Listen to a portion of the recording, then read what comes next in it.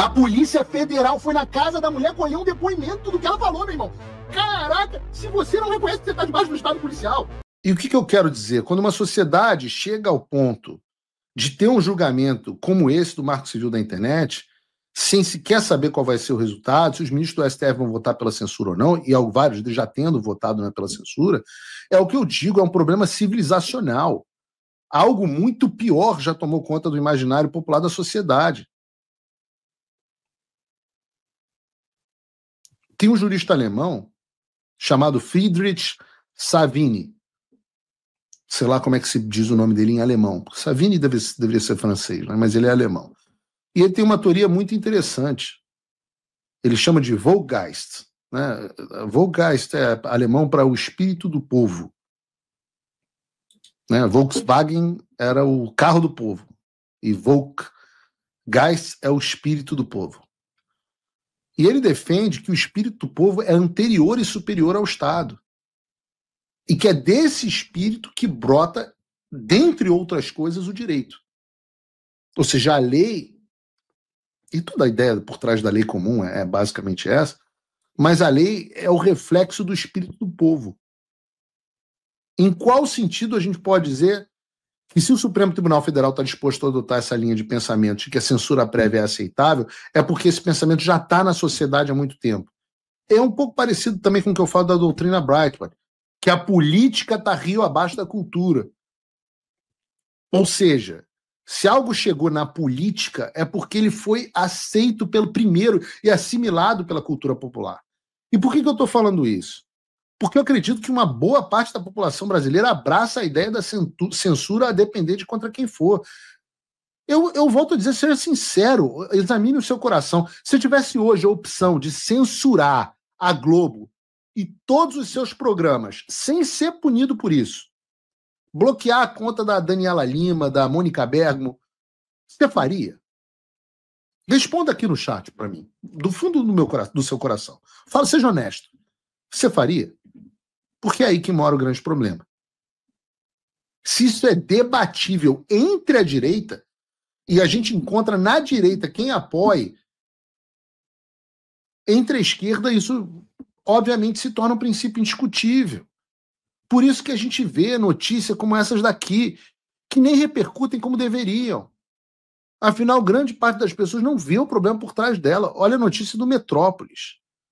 Bota o vídeo aqui, Bruno, pra gente, por favor. A Justiça e Segurança Pública, Ricardo Lewandowski, pediu para a Polícia Federal investigar uma mulher que chamou o presidente Lula de ladrão com um megafone. O caso aconteceu no dia 8 de abril. Polícia Federal investigando uma mulher que chamou o Lula de ladrão, um cara que foi condenado por 3 instâncias e descondenado por um procedimento mal feito do Sérgio Moro e do pessoal da Lava Jato. Essa mulher resolveu chamar de ladrão e a Polícia Federal vai ouvi-la. Frente à casa do petista, em Alto de Pinheiros, na zona oeste de São Paulo. Na ocasião, a mulher passou de carro nos arredores da casa do presidente e utilizou o aparelho para gritar "Lula ladrão", o que teria sido ouvido por todos ao redor. Os agentes da PF fizeram registros do carro e, após a saída do comboio presidencial, foram até a casa da mulher para colher um depoimento. A Polícia Federal foi na casa da mulher colher um depoimento do que ela falou, meu irmão. Caraca! Se você não reconhece que você está debaixo do estado policial, eu não sei o que é. Imagina se fosse o Bolsonaro, aquele que diziam que ia dar um golpe, que ia se tornar o sumo ditador do Brasil. Que linha do tempo louca!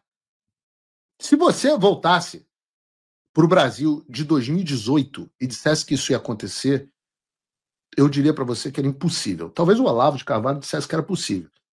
Eu diria que era impossível.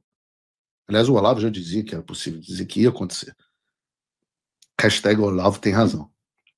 Acho que agora a hashtag tem que ser Olavo tinha razão, não sei. Ela teria prestado depoimento de forma espontânea, apresentando-se como dona de casa.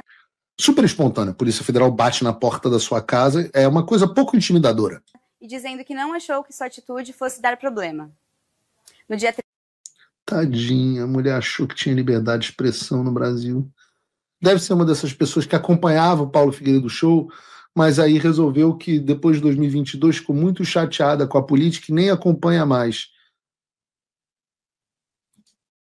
3 de junho, Ricardo Lewandowski enviou um ofício à PF requisitando a abertura de um inquérito para apurar o caso. Procurada, a PF afirmou que não tem detalhes sobre eventuais investigações que estão em andamento. A dona de casa pode ser enquadrada em crimes contra a honra, como calúnia, difamação e injúria. As penas variam de detenção de 3 meses a 1 ano, além de multa.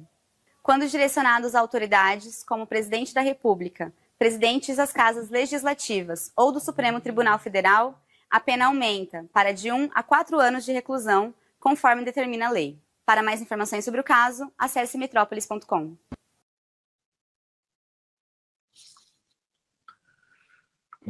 Pelo amor de Deus, eu peço a você que está me assistindo que não perca a sua capacidade de indignação, fique indignado.